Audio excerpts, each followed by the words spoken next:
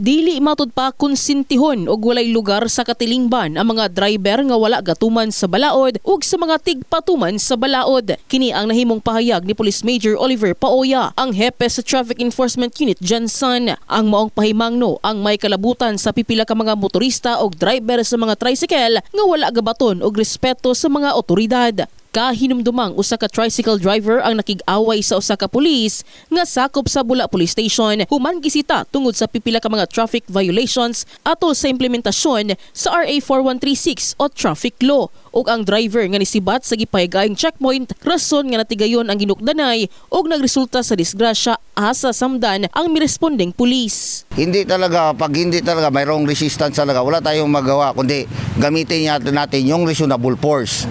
Kaya sa paggamit kasi ng reasonable force, dapat hindi naman excessive.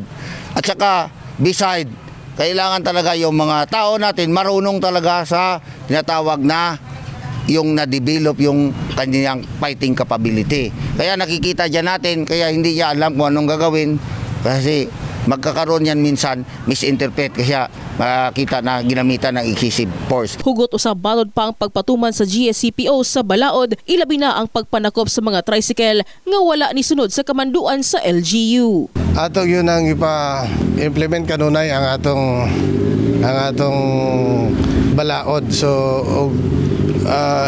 whenever resorted to, all peaceful and non-violent means should be exhorted.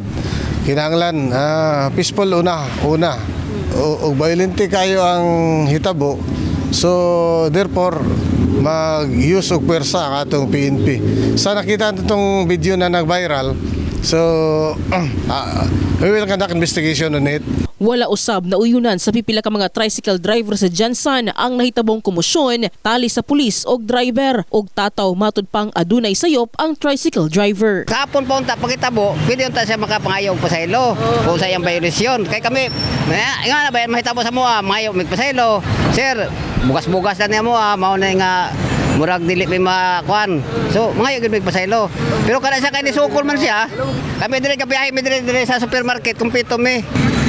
Purungot ang mga violation sa mga sakyanan.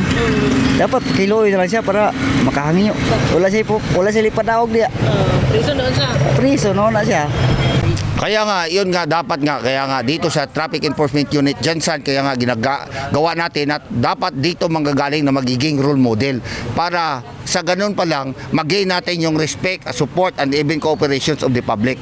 Lauman matud pang dili muundang ang kapulisan sa ilang pagpanakop sa mga nakasupak sa ordinansa ug balaod trapiko, taliwala sa mga negatibong komento sa mga netizen alang sa kahapsay ug paghanay sa transportasyon sa syudad. In the heart of changing lives, kini si MJ Fernandez sa Brigada News Jansan.